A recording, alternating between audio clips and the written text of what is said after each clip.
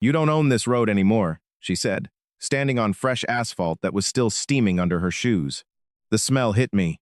"You don't own this road anymore," she said, standing on fresh before the words did. Hot tar, diesel exhaust, and wet limestone baking in the early Texas sun.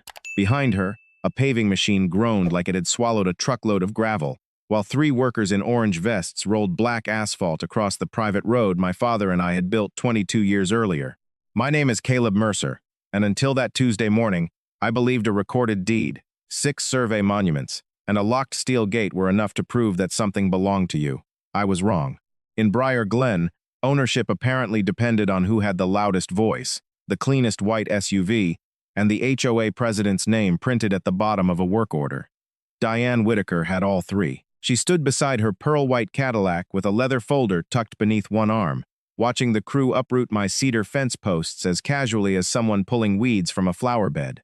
One of the posts landed in the ditch with a hollow thud. The brass property marker beside it had been bent almost flat. I parked my pickup sideways across the road and stepped out, gravel crunching beneath my boots until the new pavement swallowed the sound. "Shut the equipment down," I told the foreman. He killed the engine, and the sudden silence felt heavier than the machinery. Diane filled it immediately. "This improvement was approved by the board," she said. Her perfume drifted through the asphalt fumes, sharp and floral, the kind of scent that tried too hard to announce money. She opened the folder and handed me a pale blue invoice for $38,600. My name was typed across the top. Beneath it were charges for roadway modernization, decorative entrance columns, drainage modification, and community access integration. At the bottom, in bold letters, was a warning that failure to pay within 30 days would result in a lien against my home. I read it twice because the first time my brain refused to accept what my eyes were seeing. They had entered my property without permission, destroyed my fence, paved my road, and sent me the bill. Diane mistook my silence for surrender. People like her usually do. The gravel was lowering neighborhood values, she said, glancing toward my work truck. This road connects directly to Briar Glen, so the board determined it should meet community standards. I looked past her at the stone columns stacked on wooden pallets. Each one carried a bronze plaque that read, "Briar Glen, North Entrance." That was when I understood this was not a beautification project. She was turning my driveway into the subdivision's second entrance. 78 homes would gain direct access to the county highway through land that had never belonged to the HOA. I folded the invoice along its center crease and slipped it into my shirt pocket. Diane smiled. "I'm glad you're choosing to cooperate," I almost corrected her. Instead, I walked to the ditch and pulled the damaged cedar post from the mud. The bottom 12 inches were stained dark from years underground, and one side still carried the small iron tag my father had nailed there in 2002. Parcel 14B, private access, no public easement. Diane had paved over the line, but she had not erased it. What she did not know was that I had spent 18 years designing roads, drainage systems, and municipal access projects across 3 states. I knew exactly what happened when someone connected a subdivision to a highway without the right permits. More importantly, I knew what lay beneath the asphalt she had just paid to install. I brushed the mud from the iron tag, placed the post in the bed of my truck, and looked at the new road shining under the sun. Diane thought she had created an entrance. In reality, she had just built the most expensive piece of evidence I could have asked for. By noon, the asphalt had cooled enough to hold the shape of my boot soles, but the anger in my chest had not cooled at all. I drove the damaged fence post back to the house and laid it across my workbench beneath the fluorescent lights. The iron tag my father had nailed into the cedar was scratched, bent, and streaked with mud, but the stamped words were still readable. Parcel 14B, private access, no public easement. My father, Thomas Mercer, believed paper records mattered, but he trusted steel markers more. He had been a county equipment operator for 31 years, the kind of man who could grade a road by eye and tell whether a drainage ditch was half an inch too shallow just by watching rainwater move through it. In 2002, after my mother died, he bought 11 acres outside Briar Glen and built the small brick house where I still lived. The subdivision had only 16 homes back then. There was no clubhouse, no ornamental fountain, and no homeowners association office pretending to be a government building. Our access was a narrow dirt path crossing an abandoned cattle field. Dad spent 2 summers turning it into a proper gravel road. I was 19, home from community college, convinced I knew everything. He taught me how to set the crown, compact limestone, and cut drainage swales deep enough to survive a Texas thunderstorm. Every Saturday began with diesel smoke, bitter gas station coffee, and the rattle of loose tools behind the seat of his old Ford. We laid 1,200 feet of road together, one truckload at a time. When the work was finished, Dad purchased the entire 60-foot wide access strip as a separate parcel. He paid the survey fees, recorded the deed, and rejected an easement request from the subdivision developer. He told me that roads were invitations, and invitations should always belong to the person opening the gate. After he passed away 5 years later, the house and both parcels came to me. I kept the road private, maintained it myself, and paid separate property taxes every January. Briar Glen expanded around us anyway. 16 houses became 40, then 78. The fields disappeared beneath beige roofs and identical lawns. Diane Whitaker arrived during that expansion. She sold luxury homes for a regional development company, won the Homeowners Association election with 32 votes, and quickly began treating the neighborhood map like a personal wish list. Her first project was a decorative fountain that cost twice its approved budget. Her second was a security patrol nobody had requested. Her third was finding a second entrance to relieve traffic at the main gate. County planners rejected 2 proposals because the surrounding landowners refused access. Then Diane looked at my road. 3 months before the paving crew arrived, she visited my porch carrying lemon cookies and a printed agreement. She offered me $12,000 for permanent community access. I declined before the coffee in her paper cup stopped steaming. She increased the offer to $20,000 and called it generous. I showed her the county traffic estimate, proving that nearly 600 additional vehicle trips per day would cross within 70 feet of my bedroom. Her smile tightened. She gathered her papers and told me progress had a way of moving around stubborn people. Standing in my workshop that afternoon, I finally understood what she meant. She had not moved around me. She had decided to move straight through me. I opened the fireproof cabinet beneath my drafting table and removed the original deed, the survey map, and my father's handwritten construction notebook. Tucked inside the back cover was a yellow county form I had almost forgotten. It documented the buried drainage system beneath the road, including a reinforced concrete culvert owned and maintained exclusively by Parcel 14B. Diane had paved over private land, but she had also connected her subdivision to infrastructure she had no legal right to use. I placed the form beside her invoice and listened to the faint ticking of the cooling metal roof above me. She had given me 30 days to pay her assessment. I would need less than 3.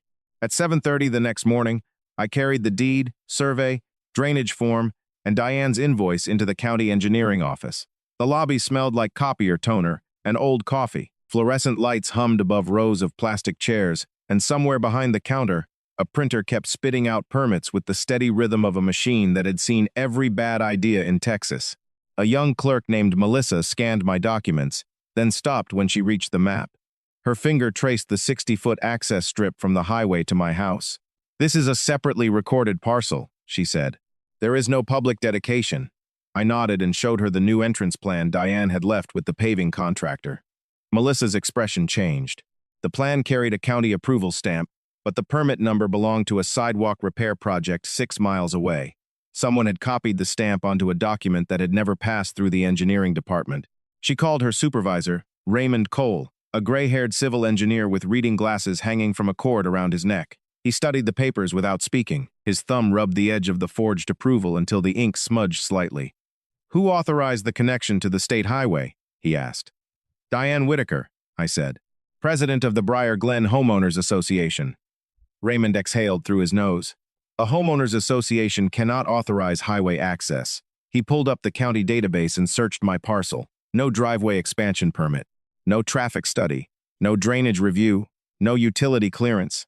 The pavement Diane had installed crossed my property, covered a privately maintained culvert, and created an unapproved entrance onto a road carrying nearly 18,000 vehicles a day. Raymond printed a notice of violation and told me an inspector would visit that afternoon. For the first time since the paving machine arrived, I felt the pressure in my chest loosen. Then my phone rang. Diane's name filled the screen. I answered on speaker. Her voice came through sweet and polished. "Caleb, your truck is blocking a community roadway. Residents are complaining."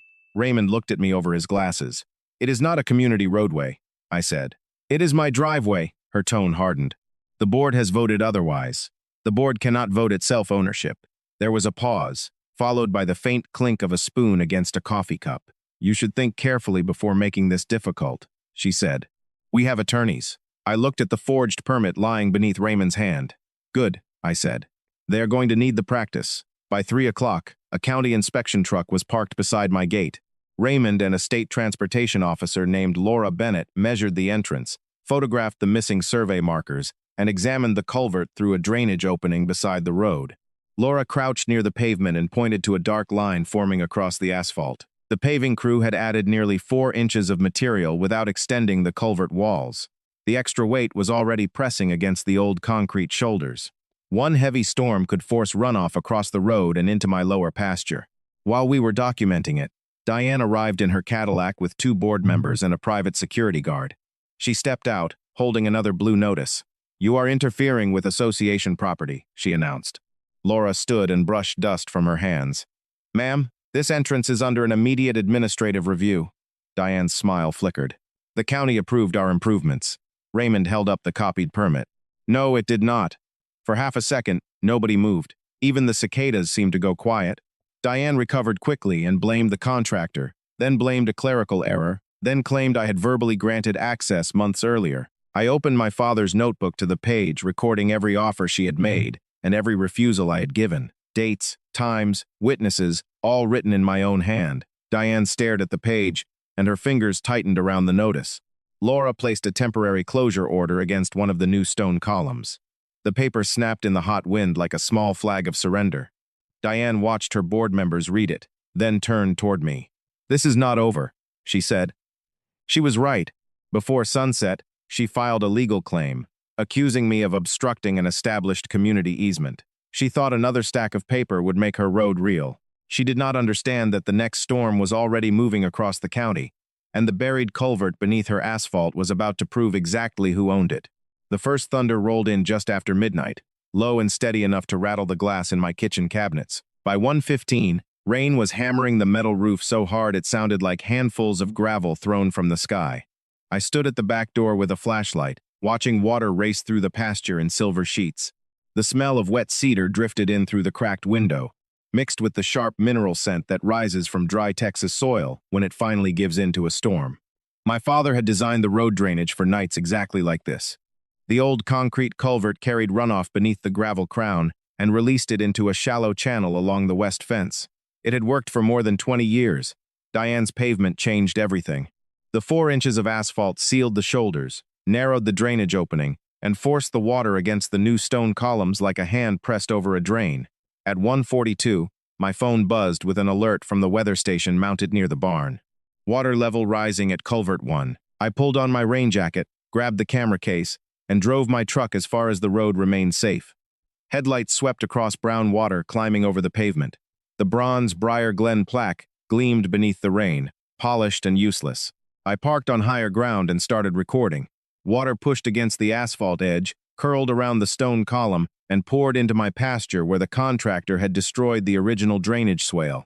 Fence debris, mulch, and loose landscaping rock spun through the runoff. Nothing dramatic happened all at once. That was what made it worse. The damage arrived quietly, inch by inch, exactly the way bad engineering usually does. At 2:17, a Briar Glen resident tried to enter through the new road. I waved him back before his tires reached the flooded section. He lowered his window and shouted that Diane had told everyone the north entrance was open during construction at the main gate. So that was her plan. She had ignored the county closure order and sent residents onto my land anyway. I photographed the tire tracks, the temporary sign pushed into the ditch, and the association message displayed on his phone. Use north entrance until further notice. Authorized by the board. By sunrise, the storm had dropped nearly 5 inches of rain. The lower pasture looked like a shallow lake, and muddy water stood within 20 feet of my equipment shed. Raymond arrived before 7 with Laura Bennett and a county drainage inspector. Their boots sank into the soaked shoulder while they measured the failed flow path. Laura photographed the covered culvert walls, then looked at the flooded pasture and shook her head. This was preventable, she said. Raymond issued an emergency order requiring the association to stop all use of the road and remove the unauthorized pavement around the drainage structure. The estimated repair cost was already above $60,000. Diane arrived 10 minutes later wearing spotless rain boots and carrying a clear umbrella. She stared at the water, then at the county vehicles, and immediately claimed the storm was an act of nature. The drainage inspector pointed toward the original channel, now buried beneath asphalt. Nature brought the rain, he said. Your project blocked where it was supposed to go. Her attorney joined by phone and demanded that everyone leave until the easement claim could be reviewed. Laura answered by reading the state access statute aloud, slow enough for every board member to hear. No valid permit, no recorded easement, no legal entrance. Diane's face remained still, but the hand holding her umbrella began to shake. Then Raymond showed her the association message directing residents through the closed road. That single message transformed a questionable project into a documented decision. She had not merely built without permission. She had knowingly ignored a safety order and encouraged public use of private property during a flood warning. I handed Laura the memory card from my camera. Every measurement, every vehicle, every minute of rising water was stamped with time and location. Diane looked at the small black card between Laura's fingers as though it weighed 100 pounds. She had spent months trying to create access through paperwork, pressure, and asphalt. The storm had stripped away every excuse before breakfast. By 9 that morning, Diane had stopped pretending the problem was drainage. She sent a certified notice accusing me of damaging community infrastructure, obstructing emergency access, and creating a public hazard by parking my truck on what she now called an established association roadway. The paper smelled of fresh toner when I opened it at my kitchen table. Rain tapped against the windows, softer now, while muddy water still spread across the lower pasture beyond the glass. She demanded $92,000 in repairs and legal fees. She also scheduled an emergency board meeting for that evening to approve a lien against my house. I read the notice twice, folded it along the same clean crease as the first invoice, and placed both documents beside my father's construction notebook. Diane was no longer trying to win an argument. She was trying to bury me beneath enough paperwork that ownership became too expensive to defend.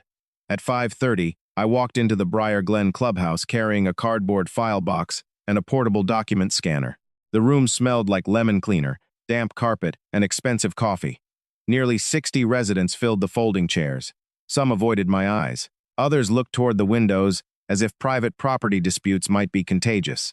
Diane sat behind a long table with 4 board members, her attorney, and a polished wooden nameplate that seemed larger than necessary. She wore navy blue and spoke with the calm voice of someone who had rehearsed every sentence in front of a mirror. She described the flooded road as sabotage.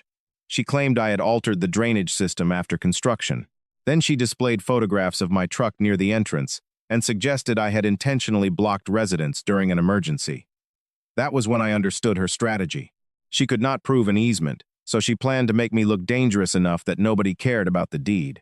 I waited until public comment, then carried my file box to the microphone.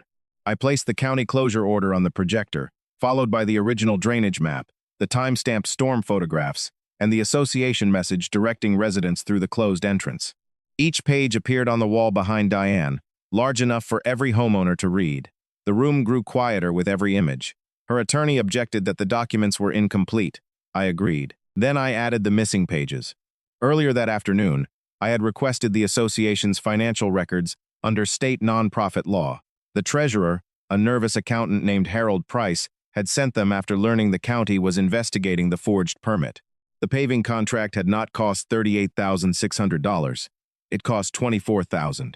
The remaining $14,600 had been listed as project consulting and paid to Whitaker Development Advisory, a company registered to Diane's husband. A second payment covered the stone columns. That money went to a landscaping business owned by her brother. The board had never received competitive bids. It had never approved the final amount. The meeting minutes attached to the contract carried electronic signatures from 2 members who were out of state on the date shown. One of those members, Susan Bell, stood from the second row. Her chair scraped across the floor with a sound that cut through the silence. "I never signed that," she said. Harold opened his laptop and confirmed the reserve account was missing nearly $47,000 across 3 projects. The fountain, the security patrol, the road. Diane tried to interrupt, but residents were already asking questions faster than she could answer. Why had their dues increased? Why was her husband receiving association money? Why had the board risked their insurance coverage for an entrance the county never approved? I did not raise my voice. I simply handed the original records to her attorney and kept the copies. His face changed as he read the payment schedule. The confidence drained out of him first. Then it left Diane. The lien vote never happened. Instead, 3 board members voted to suspend her authority pending an independent audit. As I walked out, The wet evening air smelled clean after the storm. Behind me, Diane was still insisting everything had been done for the community. But the residents were no longer listening to her words. They were following the money. The independent audit began at 8 o'clock the next morning, and by lunchtime, Diane's road project had become the smallest problem in the room. I sat across from Harold Price in the association office, while an outside accountant named Rebecca Sloan opened 3 years of bank statements on a wide monitor. The air conditioner rattled above us, pushing out cold air that smelled faintly of dust and printer ink. Every few minutes, Rebecca clicked another file, wrote down another number, and slid another payment into a growing column marked Related Parties. Diane had treated the reserve account like a private construction fund. Maintenance contracts went to companies connected to her relatives. Consulting fees appeared without reports. Emergency expenses had been approved on dates when no emergencies existed. The total reached $186,000 before Rebecca stopped counting and called the association's insurance carrier. At 11:20, Diane arrived with a new attorney. He wore a charcoal suit, carried a leather briefcase, and introduced himself as Martin Hale. Unlike the first lawyer, Martin did not threaten anyone. He asked for the deed, the county orders, and the paving contract, then read every page in silence. When he reached the copied permit stamp, he removed his glasses and looked directly at Diane. "Did you submit this document?" he asked. She blamed the contractor again. Martin called the contractor from the conference room. The foreman answered on speaker and confirmed that Diane had supplied the approval packet, demanded overnight paving, and promised that any ownership dispute had already been resolved. The room went still except for the hum of Rebecca's computer. Martin closed his briefcase without putting the documents inside. He told Diane he could not represent her in matters involving possible fraud, then walked out before she could respond. That afternoon, the county filed a civil enforcement action requiring the association to remove the unauthorized entrance, restore the drainage channel, replace my survey markers, and repair the damaged pasture. The State Transportation Department added penalties for connecting private pavement to the highway without review. My attorney, Evelyn Grant, filed a counterclaim for trespass, property damage, unlawful assessment, and interference with drainage. Evelyn was 62, spoke quietly, and marked important pages with yellow tabs cut to exactly the same length. She did not make speeches, she built timelines. By sunset, she had arranged Diane's decisions in a sequence so clean that even the association's new counsel stopped disputing the basic facts. The next morning, contractors arrived to cut a narrow trench through the fresh asphalt and reopen the buried drainage channel. The saw produced a high mechanical whine, and gray dust drifted over the black surface like smoke from a cold fire. I watched from beside my father's cedar post as workers uncovered the concrete culvert, still solid beneath everything Diane had placed on top of it. Raymond inspected the structure and found no failure in the original design. The problem had been the weight, elevation, and blocked shoulders added without permission. By noon, water remaining in the pasture began moving through the restored channel. It slipped beneath the road with a low, hollow rush, the same sound I remembered from storms when my father was alive. Then Evelyn called. A district judge had issued a temporary order recognizing my exclusive control of Parcel 14B until the ownership case was resolved. No association vehicles, no security patrols, no construction crews, and no residents could use the road without my written permission. I drove to the entrance with the old cedar post in my truck bed. The decorative columns were still standing, but the bronze Briar Glen plaques had been removed. I reset the post beside the original survey line and fastened the iron tag where anyone approaching could read it. Diane had tried to turn my driveway into a public entrance by covering it with asphalt. Now every cut line, invoice, bank transfer, and forged approval was pointing back toward her. 3 weeks later, I walked into the district courthouse carrying the same cardboard file box I had brought to the clubhouse meeting. The hallway smelled like floor wax, paper, and burnt coffee from a vending machine near the elevators. Evelyn Grant walked beside me with her yellow-tabbed binder tucked under one arm. She had warned me that Diane would not surrender quietly. People who confuse control with ownership rarely do. Inside the courtroom, Diane sat between two attorneys and stared straight ahead. Her pearl-white Cadillac was gone, replaced by a rented sedan parked beneath the security cameras outside. The independent audit had frozen several association accounts, and the insurance company had refused to cover expenses connected to intentional misconduct. Still, she had one argument left. Her lawyers claimed the road had become a community easement through years of continuous use. They presented photographs of delivery trucks, utility vehicles, and residents driving across my property. At first glance, the images looked convincing. Then Evelyn placed the dates on the courtroom screen. Every photograph had been taken after Diane ordered the asphalt project. The oldest was only 26 days old. Texas law did not turn trespassing into ownership simply because someone repeated it with confidence. Diane's attorney tried another approach. He produced a letter supposedly written by my father in 2004, granting Briar Glen future access in exchange for road maintenance. My stomach tightened when I saw his name typed beneath the paragraph. For a moment, the courtroom disappeared, and all I could hear was the faint buzz of the ceiling lights. Then Evelyn slid my father's construction notebook toward me. Dad never typed business letters. He wrote everything by hand in block letters, dated every page, and signed his full name as Thomas Edward Mercer. The letter used Thomas Mercer, Jr. My father was not a junior. Evelyn called the county records clerk, who confirmed that no easement had ever been filed. Then she called the retired developer, who built Briar Glen. He testified that my father had rejected access twice and insisted the road remain separate. Finally, she displayed the document metadata recovered from Diane's association computer.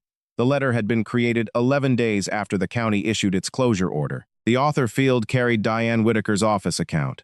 Her expression did not change, but the color drained from her face. The judge leaned forward and asked whether she wished to explain. Diane said the document must have been transferred from an older file. Rebecca Sloan, the auditor, had already traced that folder. It did not exist before the paving dispute. The silence that followed felt colder than the courthouse air conditioning. The judge ruled that Parcel 14B belonged exclusively to me, that no easement had ever existed, and that every association claim against my property was invalid. He ordered Briar Glen to remove the remaining stone columns, restore the gravel road to my specifications, repair the pasture, reimburse my legal costs, and pay damages for trespass and drainage interference. The forged documents and diverted association funds were referred for further investigation. Diane was permanently barred from handling association money or serving on the board while those matters were reviewed. Outside the courtroom, residents gathered around Harold and Rebecca, asking how they could rebuild the association without repeating the same mistakes. Susan Bell approached me and apologized for staying silent when Diane first proposed the entrance. I told her silence could be repaired, but only if people stopped mistaking convenience for permission. 2 days later, a removal crew lifted the decorative columns onto a flatbed truck. The bronze plaques rattled against the metal bed as they drove away. Beneath them, workers uncovered the original gravel, pale and solid under the black asphalt. I stood beside my father's cedar post while the road grader restored the crown he had taught me to build. The engine growled, limestone dust drifted through the sunlight, and for the first time in weeks, the road sounded like mine again. The settlement check arrived 6 weeks later in an envelope so ordinary that I almost mistook it for another utility bill. I opened it at the same kitchen table where Diane's first assessment had rested beside my father's notebook. Morning light stretched across the wood grain, and outside, tires moved over restored limestone with that familiar dry crunch I had not heard since the paving crew arrived. The association reimbursed every legal expense, paid for the pasture repairs, replaced the survey markers, and covered the full cost of rebuilding the drainage channel. My share was enough to repair the equipment shed, install new fencing, and create a permanent barrier between my road and the subdivision. I could have built a tall steel gate and left Briar Glen staring at it forever. For a few days, that idea felt deserved. Then Susan Bell brought me a different proposal. The subdivision's main entrance still backed up every weekday morning, and several elderly residents worried about emergency access during storms. Susan did not ask me to surrender the road. She asked whether we could design something lawful. That distinction mattered. We met with Raymond Cole, Laura Bennett, and a licensed traffic engineer at the county office. The room still smelled like toner and burnt coffee, but the conversation was different this time. Nobody arrived with a forged stamp. Nobody assumed permission. We studied traffic counts, drainage elevations, insurance requirements, and emergency response routes. I agreed to grant a narrow, controlled easement for ambulances and fire vehicles only. The association would pay annual maintenance costs, carry liability coverage, and install an electronic gate that remained locked except during verified emergencies. Every condition was recorded with the deed. Every signature was witnessed. Every inch of pavement required a real permit. I designed the entrance myself. The new surface stopped 30 feet short of my private gravel drive, leaving a visible strip of limestone between association property and mine. That gap was only the width of a small room, but but it said everything Diane had refused to understand. Connection did not mean ownership. Convenience did not erase consent. On the morning the gate became operational, the neighborhood gathered near the county road. There were no bronze monuments, no oversized plaques, and no speech from a self-appointed ruler. A small steel sign listed the parcel number, emergency restrictions, and my contact information. Beneath it, I mounted my father's restored iron tag. Parcel 14B, private access. No public easement. The cedar post was too damaged to carry weight anymore, so I sealed it and placed it inside my workshop above the drafting table. The county inspector tested the gate twice. The motor hummed, the arm lifted, and a fire department vehicle rolled across the emergency lane at 5 miles per hour. Then, the gate closed behind it with a solid mechanical click. Susan smiled and said my father would probably approve. I looked down the gravel road toward the house he had built and listened to water moving freely beneath the culvert. He would have checked the slope first, I said. Briar Glen elected a new board that fall. Harold remained treasurer under independent oversight. Susan became president, and every contract above $5,000 required competing bids and public review. Diane's husband returned the consulting payments as part of a civil settlement. The remaining financial investigation ended with restitution, fines, and a permanent prohibition against either of them managing community funds. Diane sold her house before winter. On moving day, her rented truck stopped at the new gate because the driver assumed it was a public shortcut. The light flashed red. The gate remained closed. He backed away and used the subdivision's legal entrance. I watched from my porch with a cup of coffee warming my hands. I did not wave. I did not need to. The boundary spoke for itself. The following spring, the first heavy storm arrived just before dawn. I woke to rain drumming against the metal roof and the soft electronic chime of the weather station beside my bed. For a second, I was back on that night when muddy water climbed across Diane's asphalt and spread toward my equipment shed. Then I looked at the monitor. The culvert was flowing normally. The pasture level was steady. The emergency gate remained locked. I pulled on my boots and walked outside with a flashlight anyway. Cold rain tapped against my jacket, and wet limestone shifted beneath my feet with the same clean crunch I remembered from childhood. Water slipped through the restored drainage channel, passed beneath the road, and disappeared into the west field exactly as my father had designed it. No flooded pasture, no blocked shoulder, no unauthorized traffic, just gravity doing honest work. By sunrise, the storm had moved east, leaving the sky pale and washed clean. I stood beside the gate while drops gathered along the steel arm and fell one at a time. Across the road, the new association board had installed a simple wooden sign near the legal entrance. It listed meeting dates, budget summaries, and a telephone number for residents who wanted to review contracts. Nothing grand. Nothing polished enough to hide what it was. Susan later told me attendance at board meetings had tripled. Residents who once sat quietly while Diane made decisions now asked for invoices, permits, and recorded votes. Harold published monthly bank statements. Every project started with ownership checks and ended with public inspection. The neighborhood did not collapse without a ruler. It improved without one. My own settlement money went further than repairs. I rebuilt the pasture fence with cedar posts cut from the same local mill my father had used. I added stone around the drainage outlet to prevent erosion and placed small brass markers at every survey point. I also created a scholarship at the community college for students studying civil engineering, construction management, or land surveying. The first recipient was a 19-year-old named Mateo Ruiz, whose father operated heavy equipment for the county. When I handed him the award letter, he said he wanted to design roads that lasted longer than the people who built them. I knew exactly what he meant. The original blue invoice still sits inside my fireproof cabinet. So does the copied permit, the closure order, and the photograph of Diane, standing on fresh asphalt with that leather folder beneath her arm. I kept them because memory can soften edges that should remain sharp. Property rights are not protected by anger. Communities are not protected by silence. Both survive because ordinary people keep records, ask questions, and refuse to let confidence replace consent. Above my drafting table, the damaged cedar post carries my father's iron tag, Parcel 14B, private access, no public easement. The wood is cracked, the metal is bent, and neither one looks impressive. That is probably why Diane ignored them. She believed power had to be expensive, polished, and loud.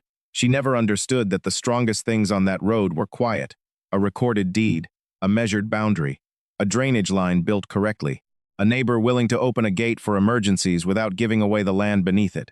Sometimes, late in the afternoon, I sit on the porch and hear the electronic gate test itself in the distance. The motor hums, the arm rises.